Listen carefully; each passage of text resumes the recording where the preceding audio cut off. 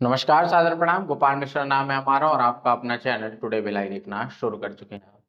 हमें पता है कि आपके पास दिन भर की बड़ी खबरें और इधर उधर की खबरें देखने का समय नहीं होता, इसलिए हम लेकर आए हैं ये खास बुलेटिन, जिसमें आपको दिन भर की बड़ी खबरों से हम अवगत कराएंगे। तो बने रहिए खबर के अंत तक। और चैनल पर नए हैं तो चैनल को सब्सक्राइब कर लीजिए, बेल आइकन दबा लीजिए। फेसबुक और इंस्टाग्राम पर पेज को फॉलो करना ना भूलें। तो चलिए शुरुआत करते हैं आज की बड़ी खबरों के बुलेटिन की। और सबसे पहले नजर डालते हैं उस खबर की जिसने भिलाई की सियासत गरमा दी है। जी हाँ, दुर्ग में कांग्रेस के वरिष्ठ नेता और पूर्व गृह मंत्री रहे ताम्रध्वज साहू के जन्मदिन से पहले विवाद शुरू हो गया। आपको बता दें कि गुरुवार को ताम्रध्वज साहू का जन्मदिन है और इसी जन्मदिन की शुभकामनाएं देने के लिए लोगों ने शहर पर चारों तरफ पोस्टर लगाए हुए थे, लेकिन शहर के भिलाई शहर के बीचों बीच डीपीएस चौक पर लगाए गए उनके शुभकामना पोस्टर पर अज्ञात लोगों ने स्याही फेंक दी। इस घटना की जानकारी मिलते ही युवा कांग्रेस कार्यकर्ताओं में नाराजगी फैल गई और कार्यकर्ता विरोध दर्ज जताते हुए भिलाई नगर थाने पहुंचे और पुलिस को शिकायत देकर पोस्टर खराब करने वाले दोषियों के खिलाफ कार्रवाई की मांग करने लगे। युवा कांग्रेस की ओर से दिए गए आवेदन में कहा गया है कि गुरुवार को पूर्व गृह मंत्री ताम्रध्वज साहू का जन्मदिन है और इस मौके पर उनके समर्थकों ने डीपीएस चौक के पास शुभकामना पोस्टर लगाया था। आरोप है कि कुछ असामाजिक तत्व ने पोस्टर पर स्याही फेंककर, उसके ऊपर काले रंग की स्याही फेंककर उस पोस्टर को खराब कर दिया। आवेदन में यह भी कहा गया है कि यह सिर्फ पोस्टर को नुकसान पहुंचाने का मामला नहीं है, बल्कि एक वरिष्ठ जनप्रतिनिधि के साथ ये दुर्व्यवहार है और शहर के शांत माहौल को खराब करने की एक खराब कोशिश है, बेकार कोशिश है। अब इस मामले में युवा कांग्रेसियों ने मांग की है कि इस मामले को गंभीरता से लिया जाए और पोस्टर खराब करने वाले लोगों की जल्द पहचान की जाए और उसके बाद उनके खिलाफ कानूनी कार्रवाई की जाए। आवेदन में यह भी कहा गया है कि इस घटना में कांग्रेस कार्यकर्ता और आम लोगों की भावनाओं को ठेस पहुंचा है। अगर आप समय रहते कार्रवाई नहीं करते हैं तो भविष्य में इस तरह की घटनाएं बढ़ सकती है, ऐसा आवेदन में कहा गया है। युवा कांग्रेस दुर्ग ग्रामीण के उपाध्यक्ष शुभम वर्मा ने कहा कि पार्टी इस मामले को हल्के में नहीं लेगी। उनका कहना है कि पोस्टर पर स्याही फेंकना जानबूझकर किया गया है और इससे कार्यकर्ताओं की भावनाएं आहत हुई है। वहीं बढ़े अगली खबर की तरफ तो अगली बड़ी खबर आ रही है छत्तीसगढ़ के दुर्ग जिले से, जहां दुर्ग के सांसद विजय बघेल ने दो प्रमोटी आईएएस अधिकारियों के खिलाफ लोकसभा अध्यक्ष से विशेषाधिकार हनन की शिकायत की। शिकायत भिलाई नगर निगम के तत्कालीन आयुक्त राजीव कुमार पांडे और भिलाई चरोदा नगर निगम के आयुक्त डीएस राजपूत के खिलाफ की गई। सांसद ने आरोप लगाया है कि दोनों अधिकारियों का जनप्रतिनिधियों के प्रति रवैया ठीक नहीं था। वे न तो फोन उठाते थे और न ही जनहित से जुड़े मामलों में मांगी गई जानकारी मुहैया कराते थे। वहीं मामले में लोकसभा सचिवालय ने राज्य शासन से जवाब मांगा है। आपको बता दें कि एक प्रतिष्ठित वेबसाइट दैनिक भास्कर से फोन पर बातचीत में विजय बघेल ने कहा कि शिकायत किसी एक मामले को लेकर नहीं है, बल्कि लंबे समय से अधिकारियों के काम करने के तरीके को लेकर की गई है। दोनों अधिकारी जनप्रतिनिधियों को कोई जवाब नहीं देते थे और मनमाने तरीके से काम कर रहे थे। सांसद विजय बघेल ने आरोप लगाया है कि नगर निगम में कई विकास कार्य बिना टेंडर की प्रक्रिया पूरी किए शुरू कर दिए गए और बाद में उनका भुगतान भी कर दिया गया। इसके बाद औपचारिक रूप से टेंडर प्रक्रिया पूरी की गई और जब इन मामलों की जानकारी मांगी गई तो अधिकारियों ने कोई जवाब नहीं दिया। विजय बघेल ने यह भी कहा कि कई बार फोन करने पर भी अधिकारी कॉल रिसीव नहीं करते थे। उनका आरोप है कि केंद्र सरकार की योजनाओं, विशेषकर स्वच्छता अभियान और 15वें वित्त आयोग से जुड़ी राशि से जुड़े कार्यों में भी अनियमितताएं हुई। कई बार टेंडर जारी किए गए, फिर रद्द किए गए और दोबारा प्रक्रिया शुरू की गई और इन मामलों में सवाल पूछने पर भी कोई सहयोग नहीं मिला। वहीं बात करें अगली बड़ी खबर की तो अगली बड़ी खबर आ रही है छत्तीसगढ़ के दुर्ग जिले से, जहां पुलिस ने कई बोतल शराब पर बुलडोजर चला दी। जी हां, दुर्ग पुलिस ने 112 मामलों में जब्त करीब 45 लाख रुपए की कीमत की अवैध शराब को नष्ट कर दिया। यह कार्रवाई जामुल थाना परिसर में की गई और कुल 5480 के आसपास बल्क लीटर शराब का वैज्ञानिक तरीके से निस्तारण किया गया। इससे थानों में फैली दुर्गंध से भी राहत मिली और शराब के दोबारा इस्तेमाल की आशंका भी खत्म हो गई। यह शराब दुर्ग जिले के अलग अलग थाना और चौकी क्षेत्रों में आबकारी अधिनियम के तहत दर्ज 112 मामलों में जब्त की गई थी। न्यायालय की प्रक्रिया पूरी होने के बाद इसे मानव उपयोग के लिए अनुपयुक्त घोषित किया गया और फिर नष्ट किया गया।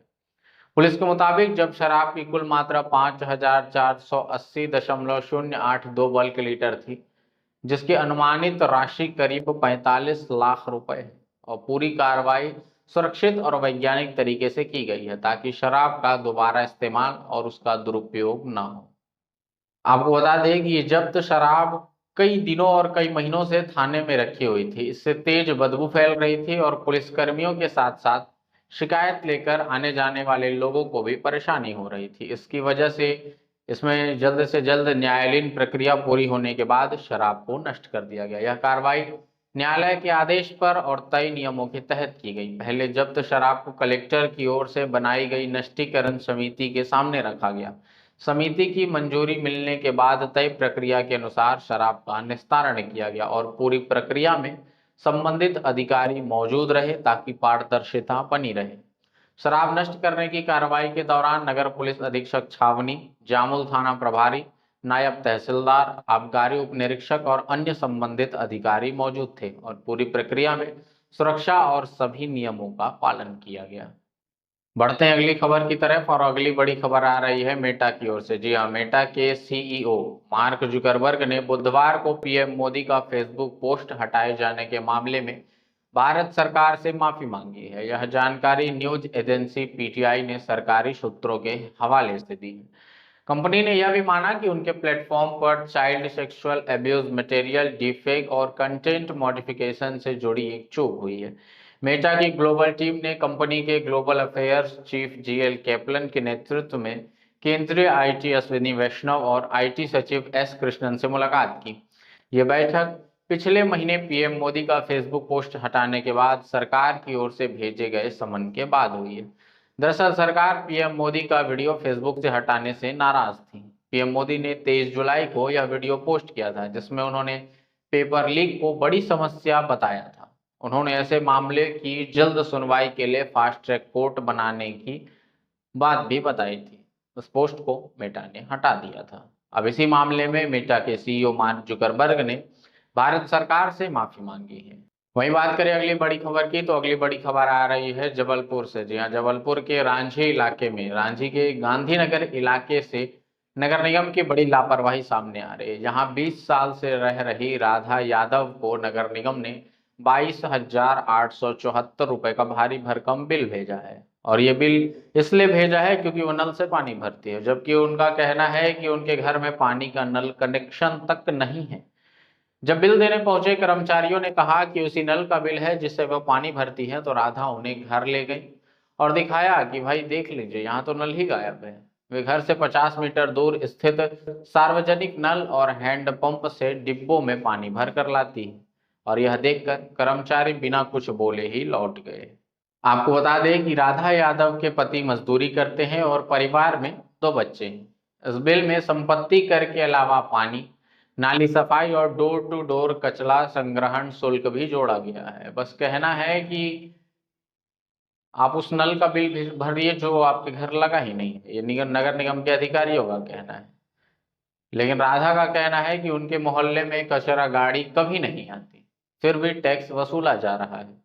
राधा कहती है कि जब नल ही नहीं लगा और कचरा गाड़ी ही नहीं आती तो 22,000 क्या, मैं 1 रुपया भी नहीं दूंगी और देना भी नहीं चाहिए। जब तक आम आदमी अपने हक के लिए आवाज नहीं उठाएगा, ये निगम के अधिकारी ऐसे ही मनमानी करते रहेंगे। इन अधिकारियों को सबक सिखाना जरूरी है। उनको याद दिलाना जरूरी है कि वो आम जनता के नौकर हैं, उन पर बिल थोपने वाले मालिक नहीं। अब इस मामले की शिकायत राधा यादव ने जोन कार्यालय में दर्ज कराई है। जोन नंबर 10 के संभागीय अधिकारी नरेश शर्मा ने बताया कि ये तकनीकी गड़बड़ी हो सकती है या नाम का हेरफेर हो सकता है। क्षेत्र के पंचायत से नगर निगम में शामिल होने के समय में तकनीकी रिकॉर्ड के कारण ये गड़बड़ी हुई है। यह आशंका भी जताई जा रही है कि बिल किसी नारायण यादव का था और जो कि गलती से राधा यादव के पते पर पहुंच गया और अधिकारियों ने महिला का आवेदन स्वीकार कर लिया। पटवारी और विभागीय टीम को मौके पर भेजकर भौतिक सत्यापन कराया जाएगा और यदि जांच में नल कनेक्शन नहीं होने की पुष्टि होती है तो रिकॉर्ड को तुरंत दुरुस्त किया जाएगा। लेकिन समझ में नहीं आता ये अधिकारियों से ऐसी गलती हो कैसे जाती। अब वो भी आम आदमी के लिए। अरे भाई, बड़े आदमी का बिल काटिए ना, जिन लाखों करोड़ों रुपया जो कमा रहे हैं उनका तो आप माफ कर देते हैं टैक्स, लेकिन आम आदमी का 10, 20, 50 हजार रुपया ऐसे फाइन के साथ ठोकते हैं जैसे कोई जुर्म कर रहा हो। तो ये थी आज की कुछ बड़ी और खास खबरें जो आपके लिए जानना जरूरी था। फिर हम और होंगे आप इसी समय इसी वक्त एक दूसरे के साथ। तब तक के लिए आपके अपने इस गोपाल मिश्रा को दीजिए इजाजत। जय हिंद।